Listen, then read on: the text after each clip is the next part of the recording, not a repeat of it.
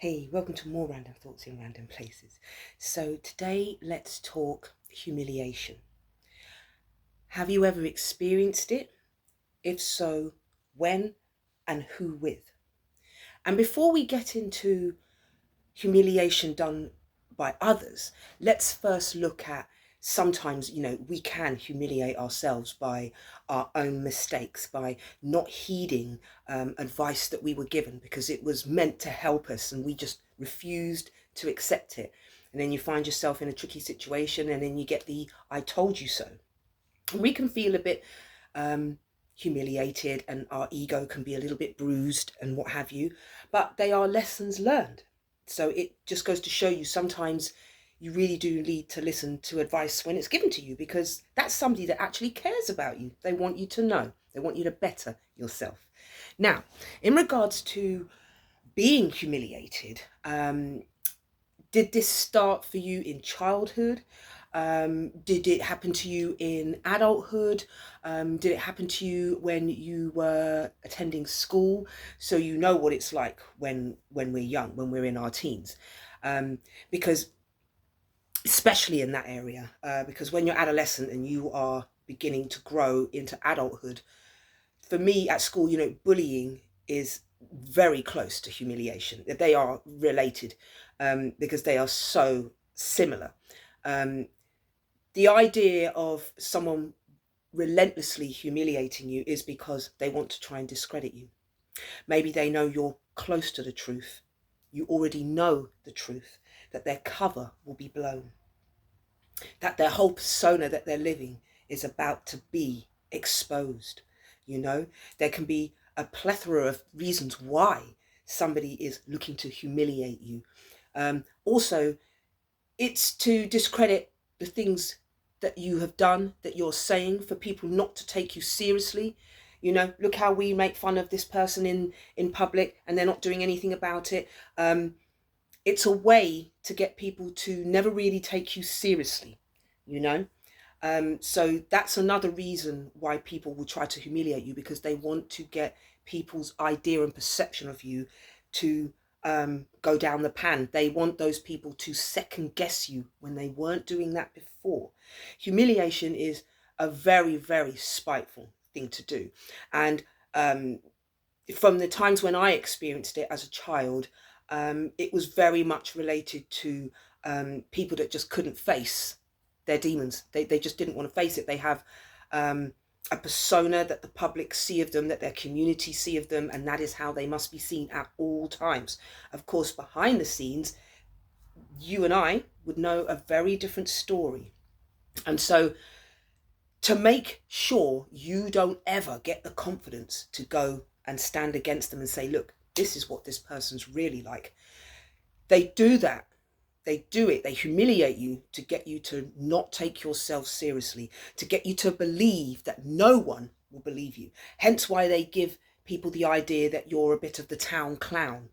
So don't ever take what they say seriously. Take it with a pinch of salt. They're an idiot. They don't know what they're talking about. Humiliation is that kind of tactic. It's used to discredit you in your absolute every being. They want to just annihilate you from anything that where people might want to listen to you. People might start to take you seriously.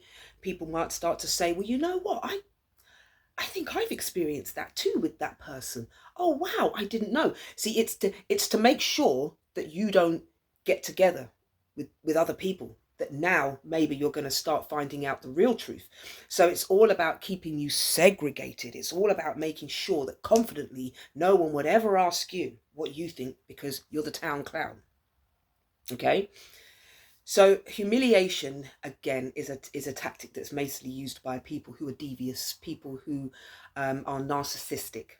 It always stems from there. It always stems from there, because unless you've got something really to hide, it doesn't make sense to want to go out and humiliate somebody else, and especially when you humiliate people in public.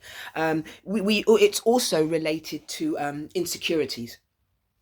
Not knowing how to handle the situation, or getting yourself involved with people when you know you're not ready for a relationship. So now what you're going to do is, rather than admit that's where you went wrong, you're now going to discredit the other person and make it out to be them that was the problem. And that's the reason why now you're having to think about your future and where you're taking it and where you're going. But it's all very much manipulation and lies. So humiliation can be done for jealousy reasons as well, where you ridicule someone for the way they look when it's taken them a lot of time to get ready. They've had to spend months, possibly years, building up confidence to go out and be the individual that they are, to really be their full autonomy self, where they're really just going to embrace their individuality. So you can humiliate someone for that, to make sure that they stop that, they go home, they undress, and they just look like everybody else now. They're not going to be that eccentric person that they know they feel comfortable being with, because other people have humiliated them into not being. So this is where humiliation, how do we get over the impact? So let's be positive here. Let's think of what we can do. If it ever happens to you, or it's happened to you and you still struggle with being your authentic self, let's look at things that we can do to balance it back out. So someone humiliates you, go home, you sit in the dark and you're thinking, right, I can't be me, I can't do any of those things. Yes, you can. Because what you have to understand is, think of why that person is so eager to kick that out of you. Think about that. What it is that they can't be as individual as you. They'd love to be, but they haven't got the courage yet. So you're someone that has, and rather than go up and ask you and say, you know what, you look really fantastic, you inspire me. What did you do? How did you do it? Be inspired by someone that's strong enough to be an individual and strong enough to be themselves, which we like to call different. But that's the very thing we have in common, is that we're all very uniquely different, and we should really exercise that. So you have to understand, it's all about them. It's not you, it's them. You might not think you've made any progress, but to them, you're like, wow, leagues ahead, and they can't understand how you got there. So rather than ask you that, they go into the jealousy, and then they just think, I'm just going to bring you down.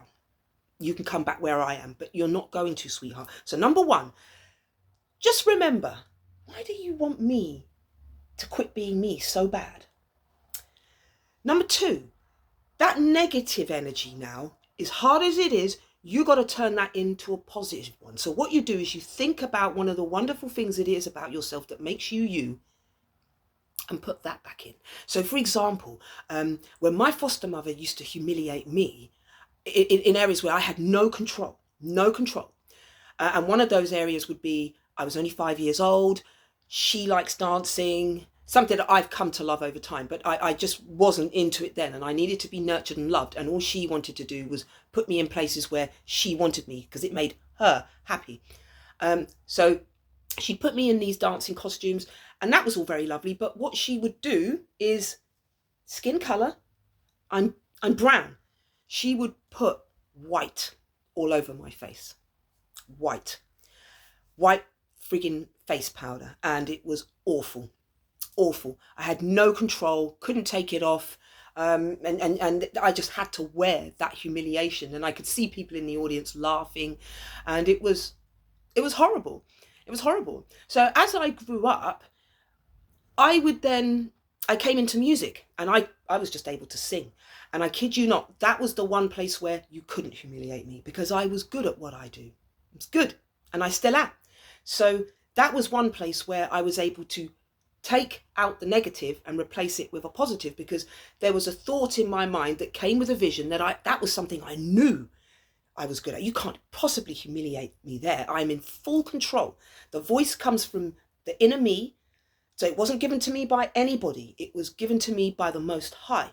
So therefore, that then cancels out that negative. You just think of something that's very, very, very positive and unique about you, even to the point of, look how well you're dealing with that humiliation and the jealousy and the bullying of other people. Look how well. That's a skill in itself, my darling. You've got to look at that, my sweethearts. You really do, because you're actually already doing it.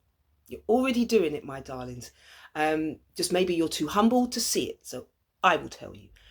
But, humiliation is a tactic used for many, many, many, many personal reasons that people harbor inside.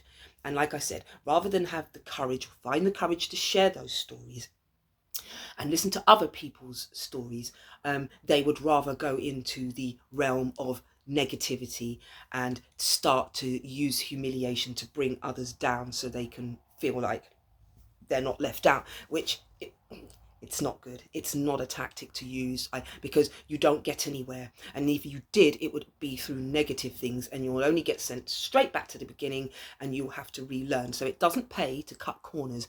But there are some people in this world, my darlings, they were sent to be your challenge, to be that test, to see how far you've come, to see how you can overcome with grace and humility, how you deal with the most horrendous acts that other humans can do on other human beings.